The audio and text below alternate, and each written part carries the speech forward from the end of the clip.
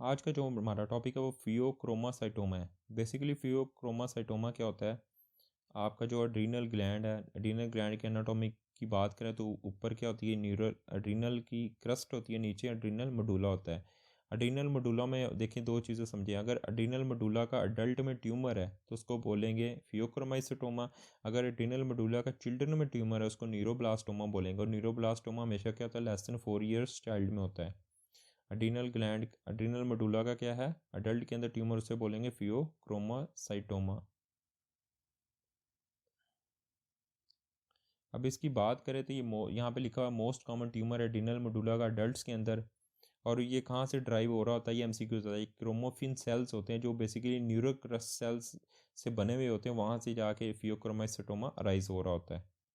जबकि इसकी एसोसिएशन की बात करें, इसमें जर्म लाइन म्यूटेशन होती है जिसमें न्यूरोफाइब्रोमाटोसिस 1 और वॉन हिप्पोलिंडो सिंड्रोम और रेट जीन, जिसमें आपको पता है ना, रेट में दो में होती है, मैन 2A और मैन 2B, दोनों में क्या होती है, रेट जीन है उसकी म्यूटेशन हो रही होती है, उसके अंदर इसकी एसोसिएशन होती है फियोक्रोमासाइटोमा। यानी न्यूरोफाइब्रोमाटोसिस 1 में वॉन हिप्पोलिंडो सिंड्रोम और रेट जिसमें MEN 2A, multiple endocrine neoplasia 2A और 2B में, दोनों में क्या होता है, बेसिकली फियोक्रोमासाइटोमा की एसोसिएशन होती है।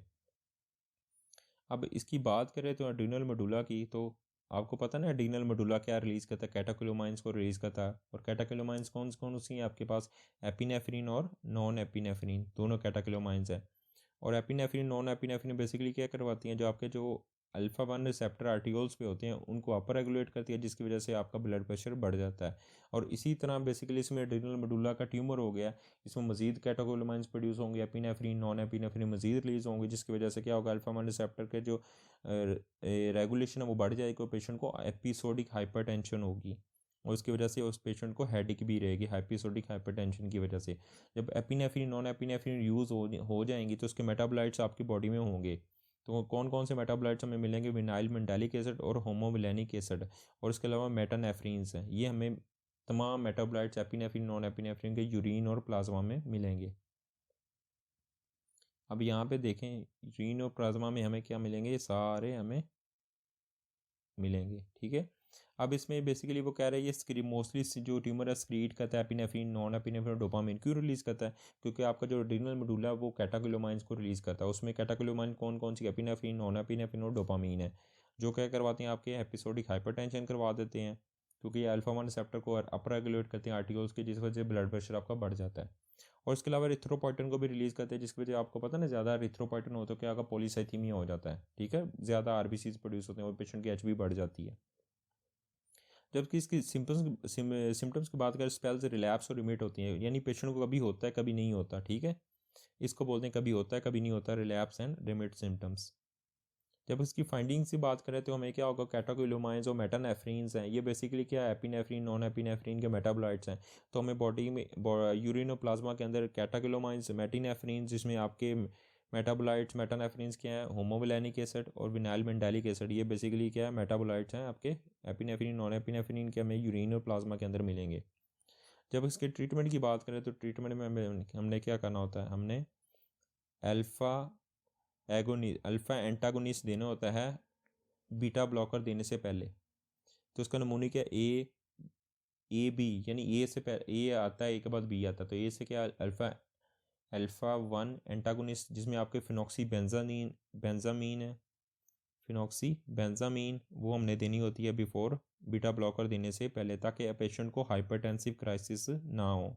इसकी वजह ये होती है, अल्फ़ा एंटागोनिस्ट देने का मकसद ये, जिसमें आपके फिनॉक्सी बेंजामीन है, उसको देने का मकसद बेसिकली इरिवर्सिबल अल्फा 1 एंटागोनिस्ट जिसमें फिनॉक्सीबेंजामीन है, वो देने का मकसद ये होता है बीटा ब्लॉकर से पहले, ट्यूमर की रिसेक्शन करने से पहले, ताकि पेशेंट को क्या होगा, हाइपरटेंसिव क्राइसिस ना हो सके। अब इसमें हमने रूल ऑफ 10 बेसिकली इसमें क्या है, अब यहाँ पे लिखा हुआ है फिनॉक्सीबेंजीन बेंजामीन के बेसिकली कितने वर्ड्स हैं, एक दो,